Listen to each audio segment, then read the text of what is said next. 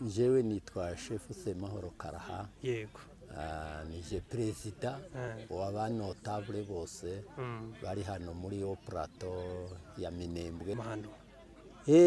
Hari umwe yarabivuze kuri radio aravuga wenyine cyagihe abantu bapfuye arivuga avuga ko ari bo babisha. Iryo jambo ni naryo ryatubabaje kuvuga ngo umuntu arivuze ngo yisha abantu igihugu kirimo ubutegetsi abo bantu bagomba gukurikiranwa bakazacirwa urubanza. Nitwa Rushemeza Sebatware Felix, ndi perezida wa communauté y'abanyamurenge hano mu misozi miremire. Ubwicanyi bariko bakorerwa mu gihugu ca Kongo baja mu Gatumba barahungira, nanone barahabasanga abantu b'abana batoya, abagore n'abasaza barabica babaziza ubusa, urumva ko nta kintu bari bakoze, ariko icyo babajije gusa no kubaziza uko basa. Rero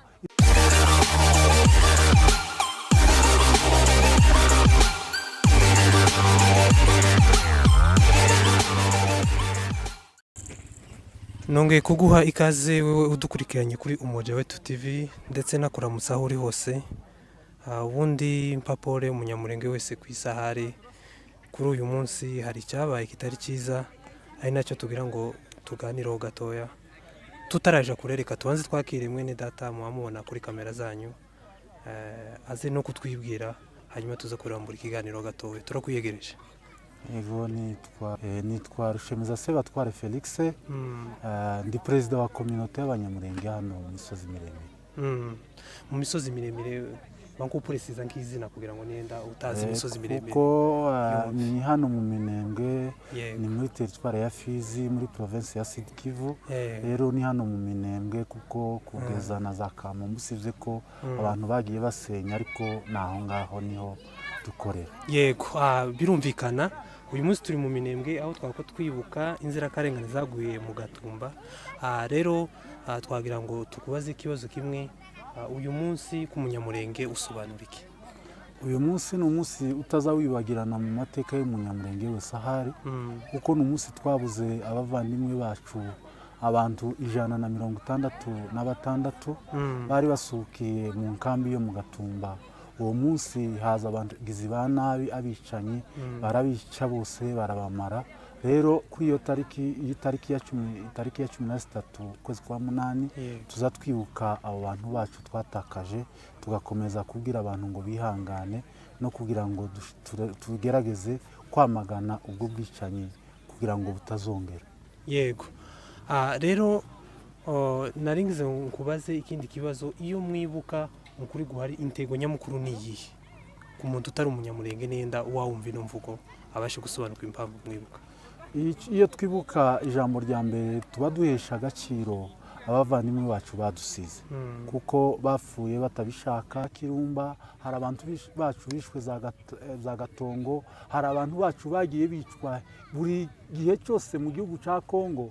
Iyo habaye akabazo gatoya umunyamurenge wese ahari ahagira ikibazo akicwa, kuko bagenda batubaguwa, bagenda badufata ukundi kuntu, rero bakatwica. Bari abantu ntacyo bazize, ahubwo bazize uko baremwe, uko Imana yabaremye. Nico gusa nico baza bikirwa, bakagera igihe bavuga ngo bareba abantu gusa bafite amazuru maremare ngo babice. Nta kosa. Urumva abantu bari bahungiye mu Gatumba bari abantu bahunze, n'ubundi bari bahunze nanone ubwicanyi bariko bakorerwa mu gihugu ca Kongo.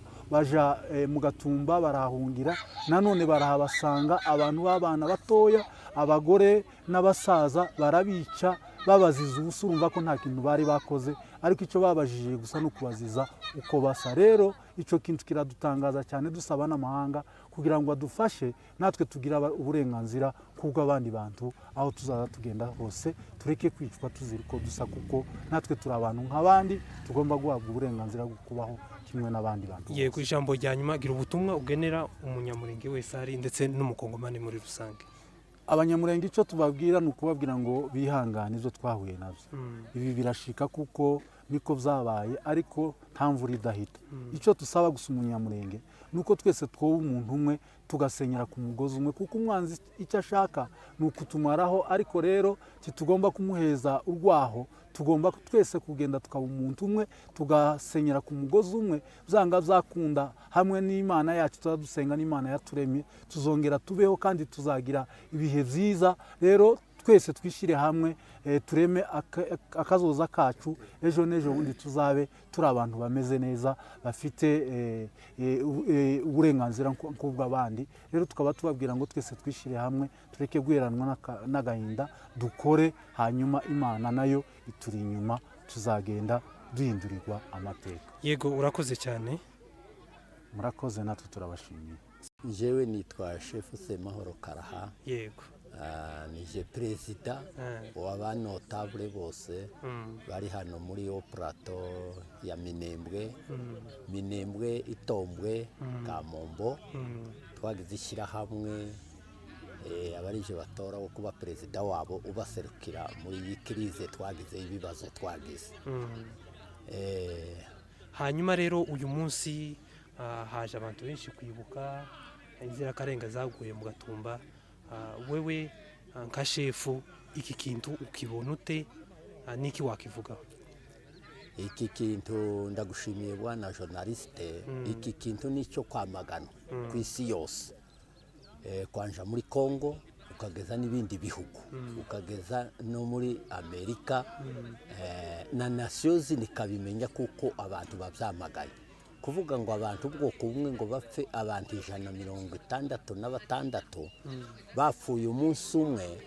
Ibyo bintu byaratubabaje cyane, ariko ibi bintu bigize iminsi byanje kera biguma kuza abantu bapfa urubozamambo hapfa abantu bake banje kuri ba Mushishi, banjira ku Banyagatongo, banjira kuri ba Karaha, abantu bahambwaga mu mwobo umwe ari abantu bakabarunda mu mwobo umwe bazira inzirakarengane kugeza na bugingo n'ejo bundi bica abantu mu Gatumba.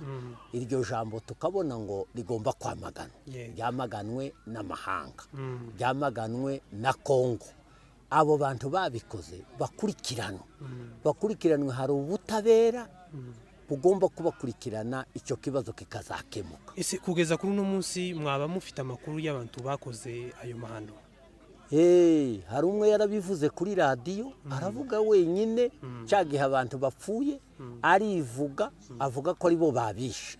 Iryo jambo ni naryo ryatubabaje kuvuga ngo umuntu arivuze ngo yisha abantu igihugu kirimo ubutegetsi abo bahano.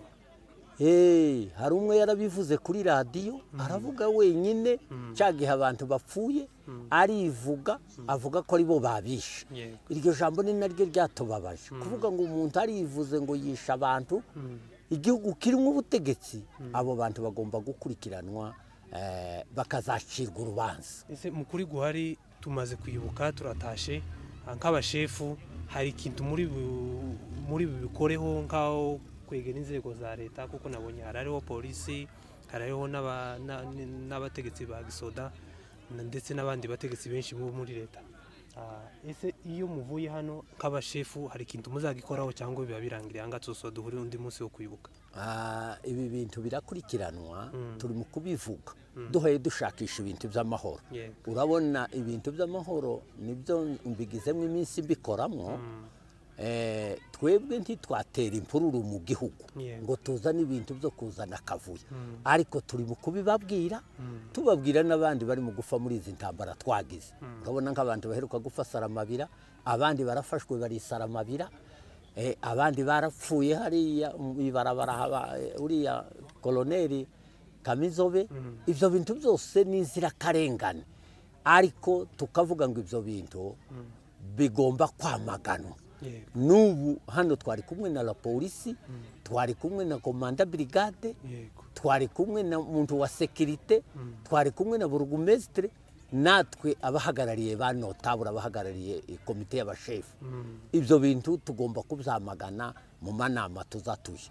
Nanone dushakisha iby'amahoro, ariko tugomba kubana n'abandi bantu bose amahoro, niho twakubaka igihugu cyacu.